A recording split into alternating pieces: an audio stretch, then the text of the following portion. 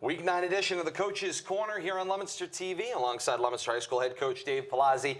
I am Todd Robbins, welcoming you to another edition as we get set for Week 9 of action, where Leominster will travel on the road to Groton Dunstable. We'll have more on that coming up in a few moments. But Coach, an opportunity for us to flash back to Week 8 of action, a 45-30 win over Algonquin, improving your record to 1-7 on the season, but more importantly, finally breaking through and showing those skills that we've known week after week existed. Yeah, I mean, we just had a lot of young kids step up last Friday. I thought our line played its best game of the year. Defense made some stops, got some turnovers. We just kind of put it together really in the second half of the ball game. I mean, they had a tough schedule as well. They played a lot of good teams, and it's not like, they were a bad football team. I mean, they have one win, and we had no wins, and we slugged it out with them. They had a pretty good offense, running some option things. Kind of hard to control when you get younger guys back there, but we stepped up and we were able to overtake them in the fourth quarter. I think the item that probably impressed me the most is something that we knew was a possibility and we just hadn't quite seen it yet, and that was the cohesion that existed where everybody would show up on the exact same night. The offense, the defense, special teams made plays. Everybody showed up on the exact same night, and it paid off at the end of the day. Yeah, I mean, I thought our morale was pretty good before the game. We had to stop there defensively, and we matched their touchdowns, and everybody was into the game, and I think we knew we were in the game, and we were playing pretty well, and then it just kind of rolled one thing into the other with our special teams and our defense. Again, our defense made a huge stop in the second half, which enabled us to take over the lead for the first time in the game, and we just kind of rode that wave, and again, some guys had some pretty good games. Some of our younger kids played pretty well. One of the things that we certainly saw as far as people that played very well, some of those young running backs that got a look the other night, Beauchamp Dixon, Justice Reynolds, Adam Couch obviously in there as well, finally having his breakout week.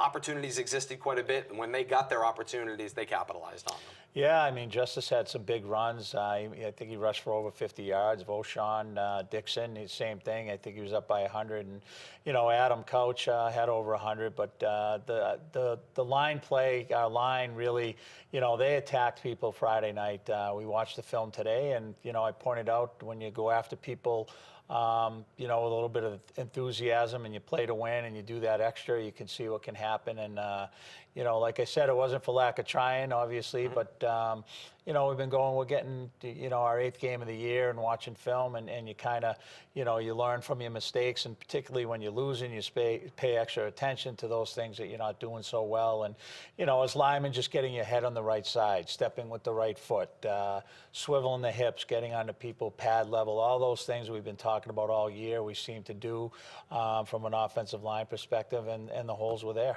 And those opportunities were there. You mentioned the holes at the point of attack.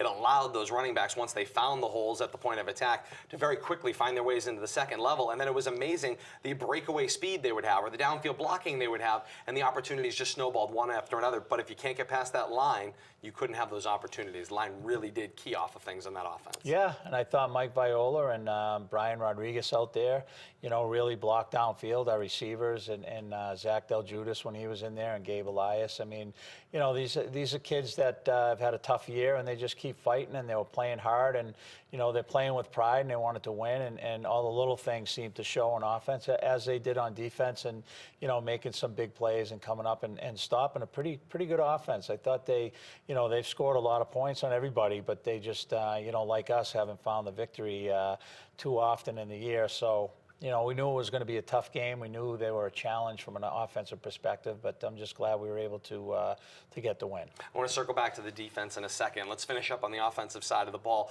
Your quarterback, Pat Gallagher, has been waiting for a night where maybe he finally looked settled and comfortable, and maybe some of that had to do with some protection up front and finally feeling that protection all around. But he seemed like he had a really great night distributing the ball obviously to his running backs, and then also finding the timing on passing plays downfield.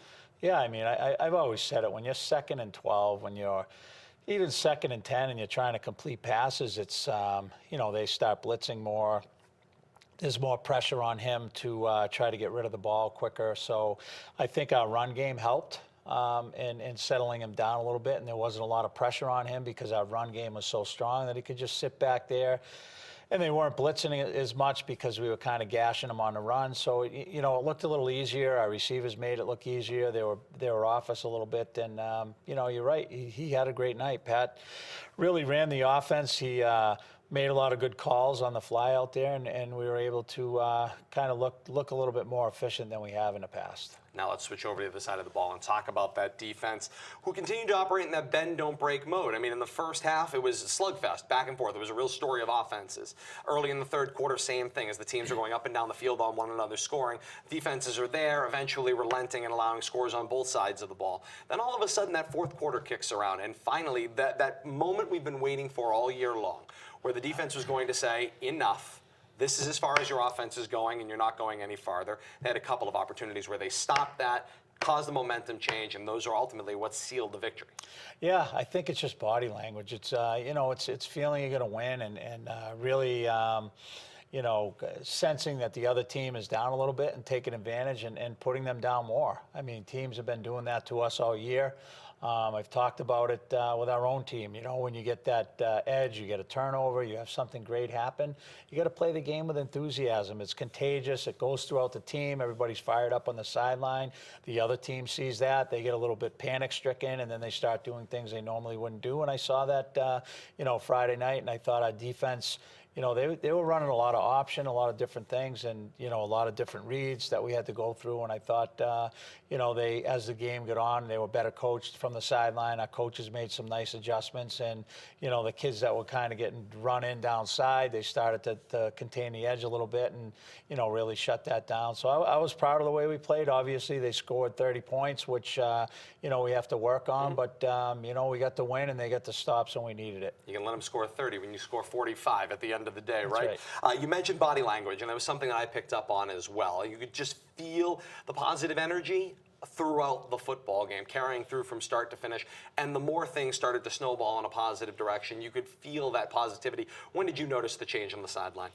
Well, I noticed that we were down 8-0, and then it was 8-8, and we kept going back and forth. They kept scoring, but you know, no one was getting negative. I think offensively, we knew we had them. I mean, we were moving the ball, and they really weren't shutting us down. We had a lot of things open. So I just told the defense, keep playing. Let's get a big play. And, you know, I think in that third quarter when we were able to overtake them, I think we started, you know, I told our team today we're probably the only team in the country to start the ball on the 1 yard line and the 3 yard line after a kickoff, or whatever it was, a 4 yard line. And we ended up going 97 yards. I think that was enormous for us to have that whole drive in the third quarter going 97 yards. And, you know, I think once we did that, our defense got a little bit more excited, and we were able to put it all together and, you know, more towards the fourth quarter.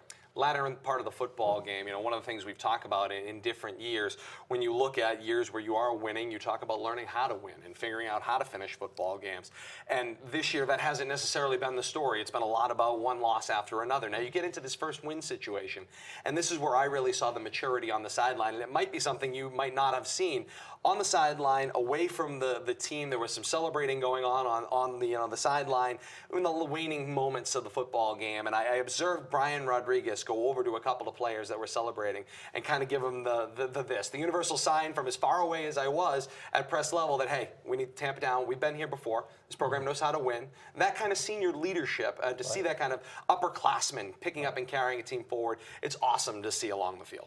Yeah, no question. I mean, I felt happy for the kids. I mean, it's been a long year, no doubt. And, you know, football is not the type of sport. It's not basketball. You're inside, you're shooting baskets, or baseball, you know, swinging for the fences here and there. But, you know, you got to grind it out every play, every day. You got coaches yelling and screaming at you not to take plays off. And you're not seeing any results on Friday. I mean, you know, everybody calls Friday payday. When you're not getting paid, I mean, it's, you know, it's kind of tough to deal with as a teenager. But I was excited for the win, more for the kids than anything, to show that you know, we can win, and it's fun to win, and this is why you work hard, you stick with it, and you know, it's tough not to get a win earlier than that and try to keep the, you know, the focus. But I think they've done a good job. I've said it here the last few weeks that I was proud of the way they were practicing, and you know, I just knew that eventually we get a win.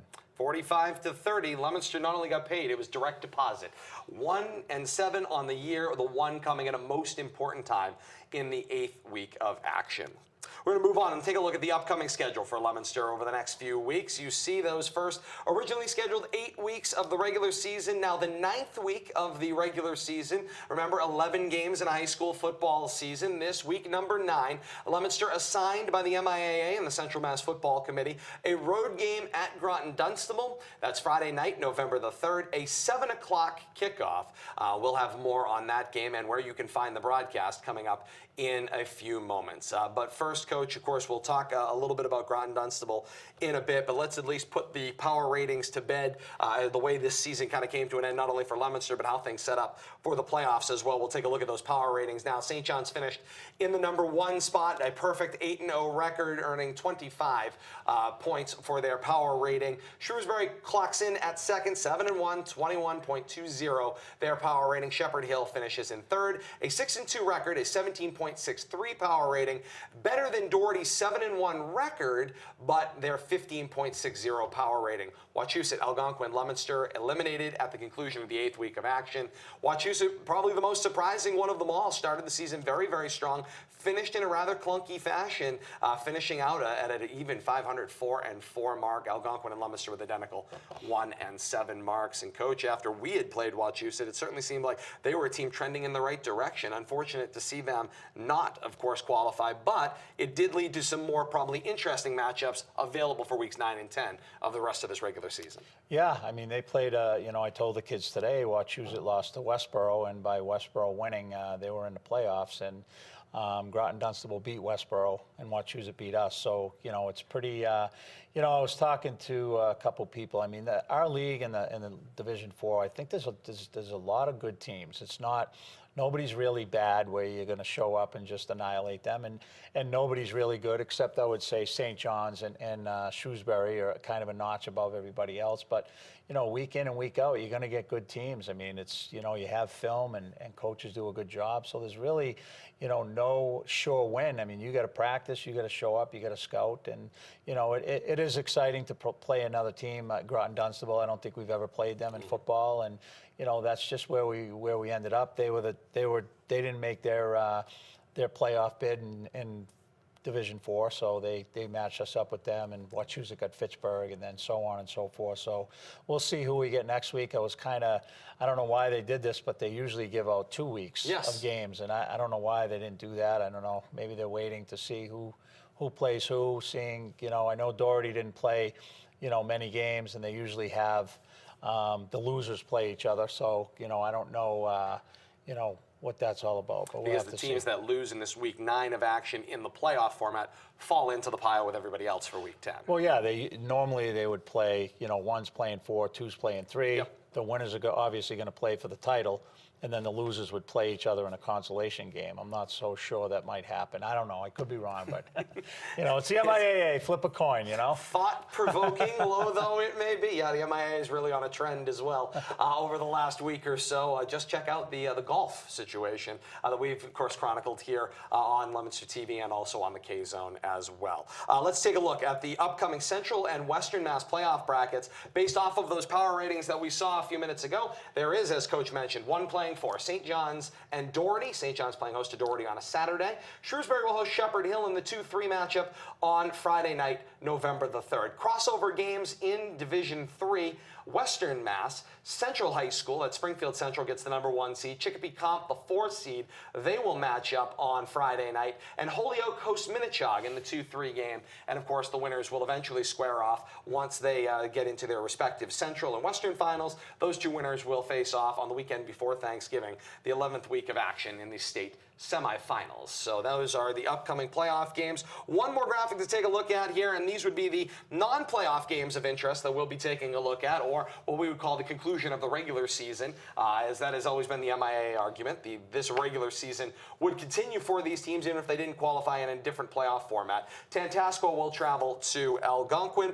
Fitchburg on the road at Wachusett. Monty Tech travels to Gardner, and North Middlesex is at Clinton. And of course, as you know, will be with Leominster at Groton Dunstable. And Coach, as we were just saying a few minutes ago, the neat part about kind of what has happened here, and this is the first year I really don't have a lot of complaints. They finally paired up teams who hadn't played during the regular season, which would make interesting matchups. And of the 5 games that we're talking about, the one we're covering and the 4 others we just featured there, all those matchups are interesting in their region with competitive football teams, with teams that don't traditionally play one another. That makes for exciting football. Yeah, absolutely. It's just not week 10. It's a fact. We just don't know what that means. But I agree with you. I think it's good. I mean, the teams that did not make it, they paired them up rather than, do the double take like we had to do last year with Shepherd Hill. I mean, so hopefully they get a little bit more creative. I know sometimes divisions below don't want to play divisions up, and I get that. I don't have a problem with that way of thinking. But at this point, none of us are in the playoffs, so let's just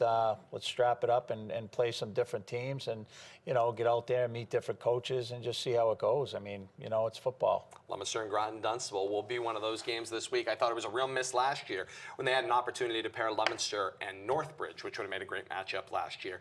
So kudos to the MIAA, at least for the moment, and the Central Mass Football Committee for, in this week 9 of action, finding teams who hadn't played one another and making for some interesting pairings in this week 9, which turns our attention now to the 9th week of action for Leominster, traveling to Groton Dunstable, as you heard Coach say moments ago. A first time that these two programs will square off and play one another in football that we can tell. They've traditionally played in softball. I know they've played in baseball. They've played in some other sports. This will be the first time on the gridiron for football. And Coach, here's what we know about Groton Dunstable, and you can fill in the gaps. It's a 3-5 record for them thus far. Their wins over North Middlesex, Weston, and playoff-bound Westboro.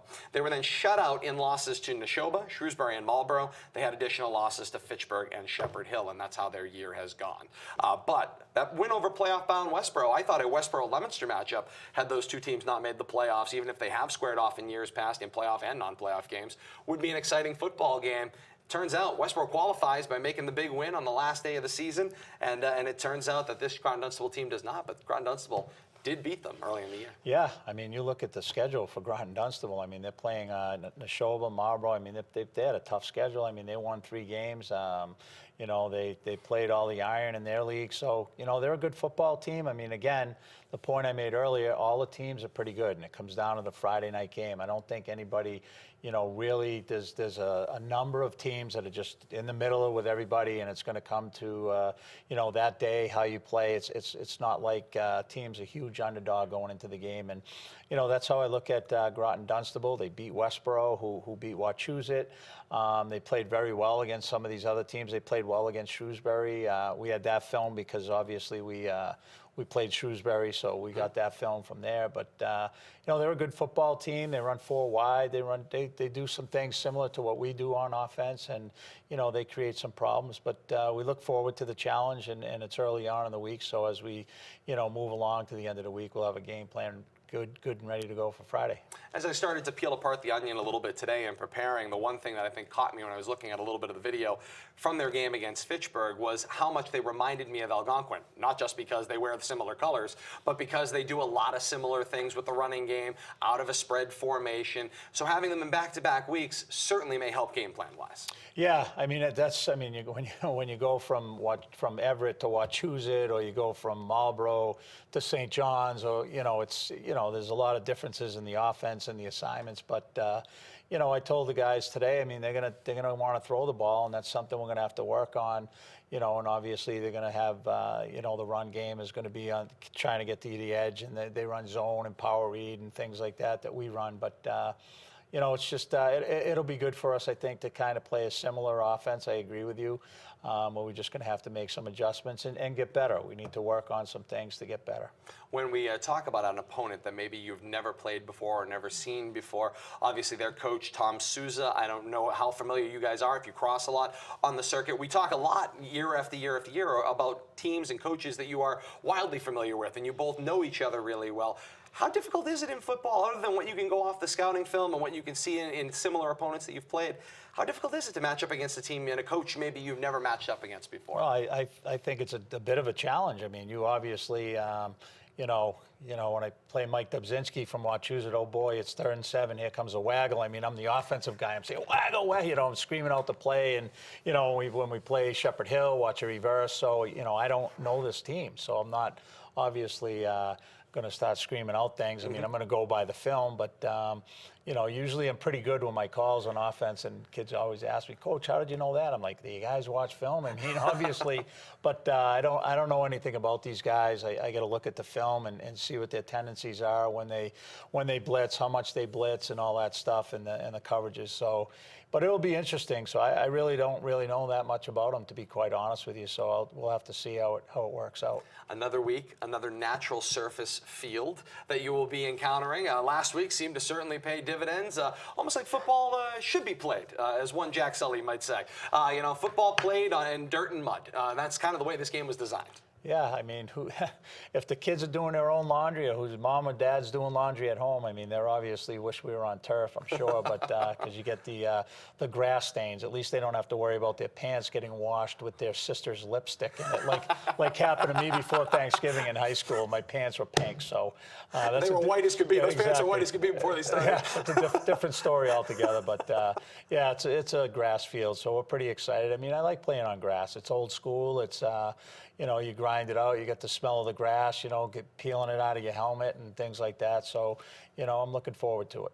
And of course, when we look at the other side of things, when we look at their defense, they seem, at least from the video that I saw, to like to pack the box. They like to load up the box, get 8 men in there, leaves 3 spread out in other locations. That, of course, presents its own series of challenges, particularly up front when you don't know exactly how many people are going to be attacking you at the line of scrimmage. Yeah, I mean, they play a 4-4. I mean, obviously we watched their Shrewsbury game. We watched the Shepherd Hill. I mean, you really, watching a Shepherd Hill game for me is a waste of my time because they're playing against Shepherd Hill. I mean, you can get people and look at the athletes and how good they are and maybe see some weaknesses. But, Shepherd Hill and Fitchburg, they played, and, when they pack it in, you're right. They have 8 guys in the box, and when they spread it out, they do some 3-3 stuff, kind of what Marlboro does in defense. So, it's going to be a little different, kind of know what we're going to run against certain sets and defense, and who knows, they could mix it up a little bit. But I think just recognizing that going in and taking advantage of some of those things would be helpful. When you also look at one of the other things that I saw in that Fitchburg video, and it is very telling right off the bat, is that they ran the opening kickoff, that being Fitchburg, ran the opening kickoff back for a touchdown. That has certainly been, throughout this entire year, over 8 weeks, something we could say week in and week out on this program, and that is the success of kick return for the Blue Devils, getting themselves into positive field position, getting the blocking they've needed, coming within whiskers of breaking one out last week against Algonquin. Certainly has to be something, and maybe in the back of your mind's like, kick return, guys, this would be a great week for a play. Yeah, I mean, Mario Meza does all our special teams. He's done a great job on kick return. I mean, a couple of the balls that ended up on the 1 and the 2, I mean, those are good kicks. I mean, the other night, Rodriguez, the ball didn't go into the end zone. I don't know if you knew that or not. I didn't know that at first. So we thought he ran it out of the end zone, and we were screaming at him. But the ball had actually stopped on the 1 yard line. No went kidding. over his, so I'm sure, I know you didn't see it, because if I couldn't see it, you couldn't. But anyway, so yeah, our kick return, unfortunately, Todd, when you only get good at something when you're doing it a lot, and when they're kicking off, that means they've scored. So tends to be that way. We only play 2 halves of the game, right? I mean, we should be good at kick return at this point. I didn't quite frame it that way, but that's one way to look at it for sure. I told my dad, my dad one year, he was yelling and screaming. He's like, we got to do something with our kickoff team. Every time we kick it off, they get it, they take it back to the 40. It's like it's 5 or 6 times a game. You think we get it inside the 40? I said, Dad, well, we're kicking off 6 times a game. At least we're averaging at least 36 a game, so we're scoring. So Absolutely. that's the running joke. I mean, obviously we want them to kick off once and once only, but in reality, it's going to be 1 or 2 times, and we'll go from there. But hopefully, we can, all seriousness, I hope we can break one to start the game. It's always great to talk about special teams right off the bat. It's Leominster on the road at Groton Dunstable. First time the Blue Devils and the Crusaders of Groton Dunstable will battle it out for gridiron supremacy in week 9 of action here on both our partner at the K-Zone and then, of course, here on the Coach's Corner this week as we preview that. Let's talk a little bit about the upcoming programming here on the K-Zone. Friday night, November the 3rd, 7 o'clock will be the kickoff as per usual. 20 minutes past 6 on the K-Zone WPKZ Radio's Facebook page. We will have our Facebook live look-in. First opportunity to take a look at Crusader Field astride Groton Dunstable Regional High School. So we'll be there for for that, starting at 20 minutes past 6 on Friday night. That will then be followed up with our countdown to kickoff on the radio at 6:30 at AM 1280 and 105.3 FM and streaming live at WPKZ.net. Our partners at Leominster TV have declined their coverage of this game on Friday night at this time. We do hope that they will reconsider at this moment, but should they not, if you would like to voice your opinion about that, their phone number here at Leominster TV is 978-537-7760. Please feel free to let them know. We do recognize the importance of you as viewers being with us each and every week, whether Leominster is home or away. We know there are just some of you that just cannot make it out to football games, and we do appreciate the community that we serve. It was a decision not made by myself, my broadcast partner Kate Robbins, Coach Palazzi, or anybody else involved with the direct broadcast of Leominster TV. We thank you so much for joining us for another week of the Coach's Corner. We'll be back for the 10th week of action coming up next Monday night. That is the 6th of November at 6 p.m. here on LTV. Until that time, for Leominster High School head coach Dave Palazzi, I am Todd Robbins saying thank you so very much for joining us, and until next week, so long, everybody.